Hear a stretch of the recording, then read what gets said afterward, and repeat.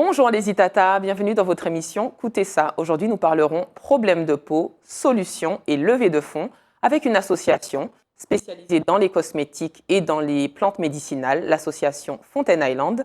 Et pour en parler, j'ai le plaisir de recevoir son président, Monsieur Julien Burlet. Bonjour Monsieur Burlet. Bonjour Astrid. Bienvenue chez Itata. Merci de m'avoir invité. Avec plaisir. Donc dans un premier temps, est-ce qu'on peut présenter cette association Fontaine Island? Alors, Fontaine Island, en quelques mots, c'est une association qui vient en aide aux personnes qui ont des problèmes de peau en Martinique, qui existe depuis 5 ans et qui, en fait, par rapport à mon histoire passée avec le psoriasis, j'ai développé le psoriasis il y a 12 ans et je cherchais des solutions par rapport à ça pour pouvoir traiter mes problèmes de peau. Et n'en trouvant pas, je me suis rabattu sur tout ce qui est corticoïdes, etc. C'est assez agressif quand même pour... Oui, j'ai pris du poids parce D'accord. que ça fait beaucoup de rétention d'eau. Et de ce fait, quand je suis arrivé en Martinique, il y a 12 ans, 10 ans maintenant, ma mère m'a parlé de l'aloe vera. Donc alors Fontaine Island propose des produits, c'est ça? Les solutions, ce sont des produits, ce sont des soins, c'est quoi exactement? Alors, Fontaine Island, c'est vraiment du bénévolat. C'est avec et on prépare des crèmes qui viennent en aide aux personnes qui ont des problèmes de peau. On a déjà aidé plus de 600-700 personnes avec des peaux en Martinique déjà. Donc ça fait déjà pas mal depuis 5 ans. Et c'est une crème qui nous a permis de gagner la bourse paille. En 2022, exact. Exactement. Donc parmi les finalistes. Exactement. Et pour revenir à ce que tu dis, oui, il y a on va dire, remède rasier.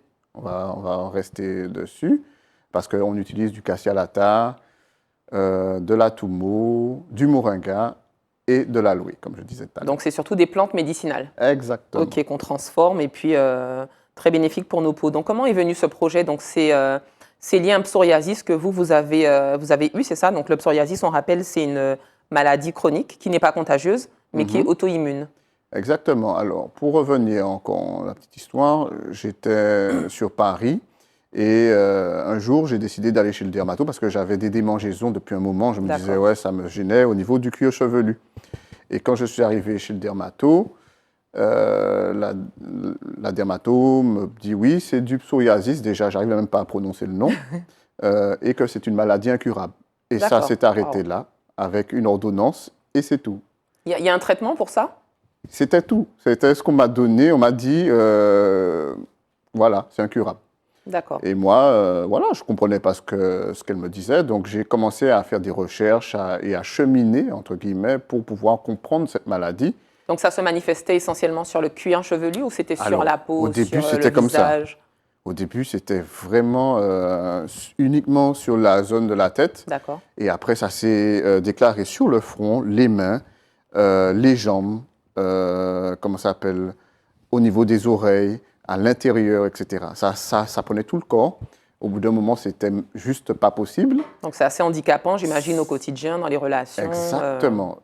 Parce que si on ne connaît pas cette maladie, on ne sait pas, on ne l'a pas vécu, on ne sait pas de quoi on parle. Parce que c'est aussi moral, c'est aussi physique, parce qu'on peut être aussi très fatigué. D'accord, ça agit aussi sur le système nerveux. Et, ça agit aussi sur les articulations, parce que ça ronge de l'intérieur aussi. D'accord. Ah, ça, je ne savais pas. D'accord. Et du coup, le médecin vous donne quoi? Le dermatologue vous donne quoi? Des crèmes, des comprimés Il donne des comprimés et puis des corticoïdes qui, entre guillemets, ont fait un effet. Et puis, quelques temps après, au bout d'un mois, le corps s'était déjà habitué. Donc, on se retrouve un petit peu désespéré parce qu'on voit que ça n'agit plus. Comme au début. D'accord. Et puis, on ne trouve plus. Et moi, j'étais en face de public et de plus en plus, ça se développait. Donc, au bout d'un moment, on rentre dans une espèce de dépression et à ne pas trouver de solution. Voilà.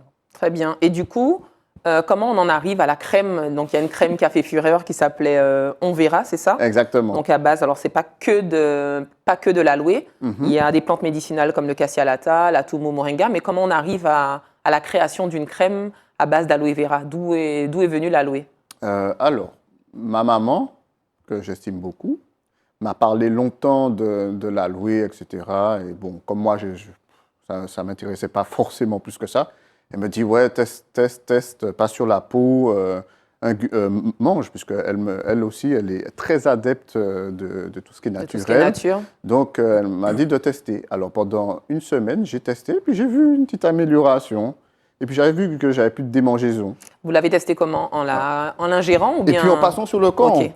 surtout. Et à cette époque, j'avais beaucoup d'aloe, donc je pouvais faire une vraie cure. Et au bout de 3 mois, plus rien. Plus rien sur le corps. Et j'ai même perdu du poids parce que ça, par rapport aux corticoïdes, j'ai pu éliminer, puisque je me suis renseigné aussi sur l'aloe, qu'est-ce que son pouvoir et quelles sont ses vertus. Et franchement, c'était extraordinaire. Et du coup, le fait de l'avoir enrichi avec cassia lata, moringa, atumo, c'est pourquoi? Alors, bien évidemment, c'est une synergie de plantes aux propriétés exceptionnelles, mais pourquoi n'avoir pas gardé uniquement l'aloe vera? Pourquoi l'avoir Ben, justement, au début, c'était un gel. C'était un gel avec juste de l'aloe et quelques huiles essentielles. Et en fait, l'idée est venue par rapport à une biologiste que j'avais rencontrée à l'époque. Et on a pu créer en fait cette crème-là parce que j'avais déjà cette idée de... Je voulais un onguent, je voulais quelque chose qui soit hydratant et pour la journée. D'accord, aller un peu plus loin. Exactement, que le gel qui était juste là comme cataplasme. Je voulais quelque chose qui puisse rentrer dans la peau, qui puisse faire comme un traitement. Et puis l'aloe, ça ne se conserve pas forcément On est très d'accord. longtemps. Et comme j'avais trouvé un process de... Ah, j'ai essayé plein de recettes dans ma Ça a cuisine. duré combien de temps justement? À partir de quelle année les recherches ont commencé et quand est-ce qu'elles se sont finies? J'ai pris 3 ans avant de stabiliser la crème. Et en fait, c'était dû au hasard parce que je n'arrivais pas, je cherchais plein de trucs et je n'ai pas de notion de chimie. Oui, de formation. Exactement. Vous êtes votre propre cobaye finalement. Autodidacte. Ok. Et le Covid est arrivé. Je décide de me former en cosmétologie. Et voilà. Et Audrey aussi à l'époque. On se forme tous les deux. Audrey Péraste. Exactement. Et là, on commence à voir, comment ça s'appelle, que la crème fonctionne très bien. On commence à voir les premiers retours. Enfin. Que les personnes parlent de Botox naturel. Ils parlent de pas mal de choses qui fonctionnent très, très, très bien. Et sur le coup, on se dit, on peut aller plus loin. D'accord. On peut aller plus loin. Du coup, là, c'est la commercialisation de la crème, on verra. Et depuis, exactement. Eh ben, on en est où maintenant? Eh ben, là, on est à une étape cruciale. On veut avoir notre propre laboratoire. D'accord. Et cette étape-là, elle est plus difficile parce que le nerf de la guerre, c'est l'argent. Bien sûr. Et là, on est en train de faire une levée de fonds. Une levée de fonds. Alors, on va y arriver. La question que j'aimerais vous poser, c'est pourquoi une association, pourquoi pas une société, justement, puisque vous vendez des cosmétiques? Exact. Alors, pourquoi une association? Parce qu'on voulait rester... Alors, pour la genèse, comme je n'avais pas eu d'aide quand j'ai juste reçu que c'était une maladie incurable, je me suis dit, si des milliers de personnes reçoivent la même information, le même diagnostic, ok. Je pense que tu deviens dépressif rapidement. Donc, je me suis dit, j'ai envie de venir en aide à ces personnes-là qui n'ont pas forcément trouvé de solution et qui sont comme moi aussi à être curieux, mais aussi à ne plus avoir de possibilités. Parce que quand je me souviens à l'époque, la dermato, je la remercie au CHU qui m'a reçu en Martinique. Elle avait un discours bienveillant et je lui ai dit, ouais, ça serait bien que je fasse une association il y a 5 ans. Et puis elle me dit, monsieur, il y a plein de trucs, il y a la Ligue contre le cancer, il y a pour le lupus, mais il n'existe aucune association qui... Pour le psoriasis, sérieusement? Non, même pour les maladies de peau. Les maladies de peau de manière générale? Générale. D'accord. Alors j'ai vérifié par moi-même, j'ai été sur le terrain, j'ai commencé à faire des statistiques parce qu'il n'y a aucune donnée, il n'y a même pas l'INSEE, on n'a rien.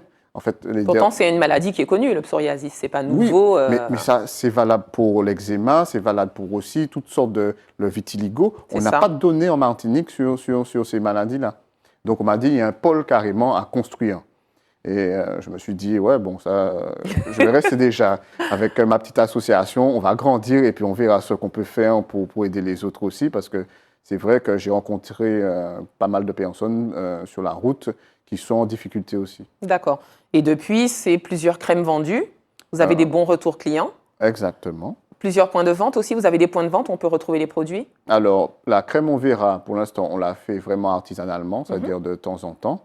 Et pour les autres produits qu'on a développés entre-temps, c'est-à-dire une gamme goyave et d'autres gammes. Toujours pour la peau?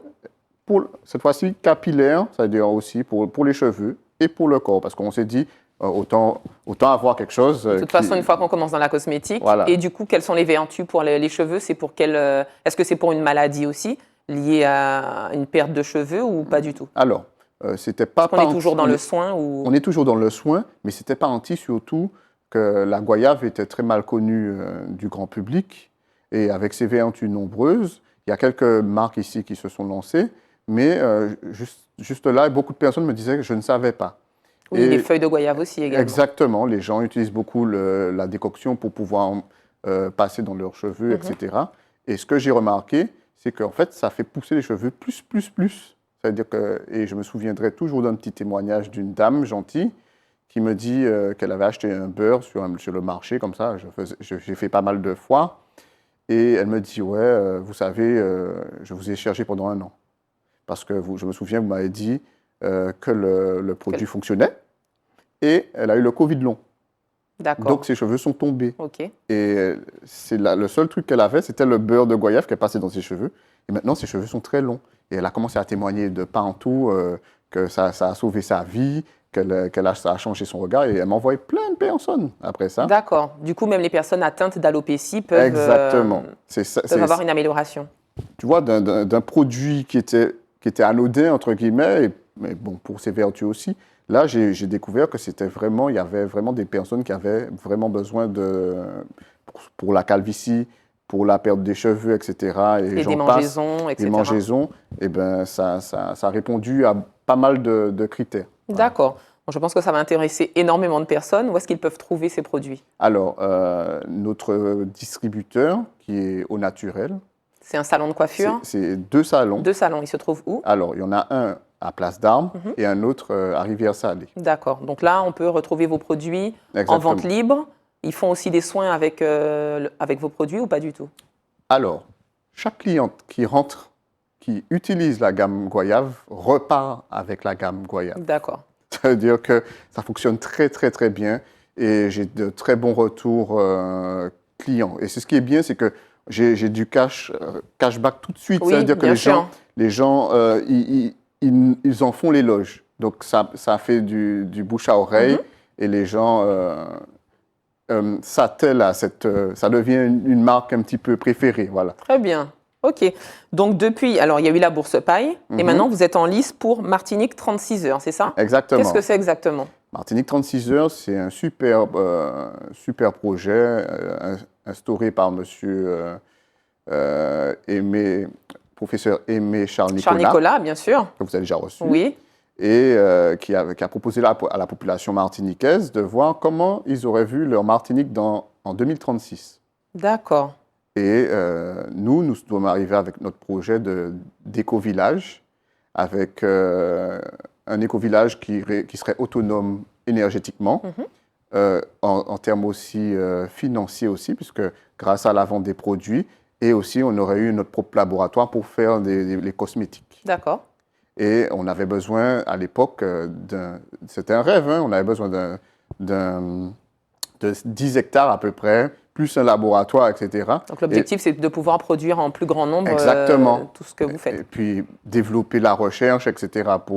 Parce qu'on a à peu près 1496 plantes ici, médicinales, et on n'en connaît que même pas 1%. Tiers, en fait. Voilà. Même pas 1%. Un tiers, c'est même plus. Donc, toutes ces richesses qu'on a ici, on pourrait les développer nous-mêmes. Donc, l'objectif, c'est de mettre en valeur, finalement, la pharmacopée locale au service de la population martiniquaise. Et puis, surtout, à notre service de notre santé. Ça veut dire que sans dénaturer la nature, c'est ce que l'éco-village aussi aurait apporté aussi, ce côté préservation et aussi autonomie. Donc, un éco-village qui serait permanent? Permanent et un lieu de ressourcement aussi. C'est-à-dire que pour les personnes comme moi qui ont vécu des trucs difficiles ou même des familles qui veulent se ressourcer, avoir un endroit en Martinique où on respire un peu le bien-être parce qu'il n'y en a pas des masses. Il n'y en a pas des masses et ceux qui existent se font un peu plus vieux. Renouveler un petit peu le paysage et puis une alternative à ce qui existe. Voilà. D'accord. Et vous avez déjà une idée de la localisation? Alors, ça reste secret pour le moment? On va le nord, on va dire le nord Caraïbes. Ouais. on Ok, a, très on a bien. une bonne piste. Donc là, en ce moment, c'est la grande levée de fonds qui est nécessaire. Exactement. Donc vous avez besoin de la population. Alors, c'est population et aussi professionnels? Besoin de Euh, tous? Ou bien essentiellement des investisseurs professionnels? pour l'instant, c'est plus des investisseurs. D'accord. On fera une autre campagne aussi grand public pour nous aider aussi à créer cet éco-village parce que moi, dans ma tête, ça a toujours été euh, être au service des Martiniquais, c'est-à-dire et le faire ensemble. Dans ces temps où on a besoin de proximité, de solidarité, c'est rapporter un petit peu de joie et un peu de bonheur de travailler ensemble. Alors, vous dites martiniquais, le produit est vendu aussi en Guadeloupe et ailleurs. Est-ce qu'il y a une possibilité pour la Caraïbe ou même les personnes qui sont en France d'avoir, puisque vous, ça s'est déclenché en France? Est-ce qu'il y a des personnes qui sont peut-être dans le même cas, qui peuvent avoir accès à vos produits, même en Guadeloupe, hein, juste à côté? Alors là, pour le moment, le produit est en cours d'homologation. Ok. Donc, grâce au levée de fonds et puis grâce au laboratoire, on veut vraiment pas le breveter parce qu'on ne peut pas breveter la louer, il y a trop de produits dérivés. Et puis, exactement, exact. déjà dessus. Mais on peut breveter quelque chose à base de cassia lata, etc. Une des plantes qu'il y a dedans. Et là, avec cette homologation-là, là, on pourrait le vendre dans le monde entier. Donc, on est en lien avec la Guadeloupe, avec un cabinet de consulting qui s'appelle S-Bio et qui veut travailler avec nous pour créer le DIP, etc. Mais encore, ça a un coût. Donc, Bien sûr. Et comme nous sommes une association, c'est un peu plus difficile de réunir les fonds. Mais là, nous sommes en train de pallier avec comment ça s'appelle? On veut créer notre propre structure, notre propre société qui arrivera très bientôt. D'accord, au-delà de l'association, maintenant, c'est voilà, une aller un peu plus société loin. commerciale, uniquement commerciale, qui vendra les produits un peu partout. Donc, c'est quoi votre besoin aujourd'hui? Vous faites une levée de fonds. Donc, vous avez besoin de combien d'argent exactement? Et vous en êtes où Est-ce qu'il y a déjà des fonds qui sont... Alors, on a 15 personnes qui sont déjà partantes et qui ont déjà mis 15 000 euros.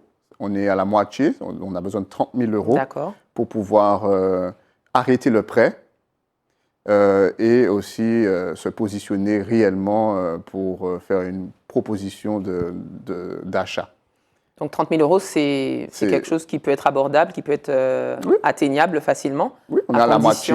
C'est ça. À condition qu'on puisse entendre mon message et que ça puisse intéresser des gens qui seraient dans cette dynamique aussi et qui aussi sont dans les mêmes valeurs que nous. Alors, comment on peut faire pour vous contacter s'il y a des personnes qui sont intéressées pour vous aider justement à lever les fonds suffisants pour aller plus loin? Comment on peut vous contacter? Alors, on peut me contacter personnellement, je le donne toujours. C'est le 26 39 98. Ok, donc c'est un portable? Exactement. Ok. Et on peut me joindre à n'importe quel moment. Est-ce qu'il y a peut-être une adresse email éventuellement? Alors, il y a l'adresse. l'adresse. Plus simple par moment si. Il y a l'adresse de l'association, c'est Fontaine, FONTEN, .island, ISLANDS. Tout collé, voilà. @gmail.com. Oui, j'allais dire, il y a une suite. Voilà. Donc, fontaine.island au pluriel @gmail.com. Exactement. Ou le numéro de téléphone, c'est un portable 26 39 98. Exact. Ok, très bien. Donc, on vous souhaite d'arriver à votre objectif pour enfin voir que ce laboratoire voit le jour et puis aller plus loin avec le village, comment vous l'appelez? Éco-village. Éco-village. Vous avez ce projet pour combien de temps, l'éco-village? Dans combien de temps à peu près? Alors, vous souhaiteriez le voir alors, naître? tout dépend. Une fois qu'on a la structure, ensuite, on part directement sur l'éco-village ensuite. On veut que en fait, la productivité nous permette de pouvoir injecter des sous pour créer l'éco-village. L'éco-village, très bien. Bon, on vous le souhaite alors. Merci. Merci beaucoup, Monsieur Burlet, pour cet échange. Merci. Merci aux Itata de nous avoir suivis. J'espère que cette émission vous a plu. Et puis, quant à nous, on se dit à très bientôt pour un autre Coutez ça.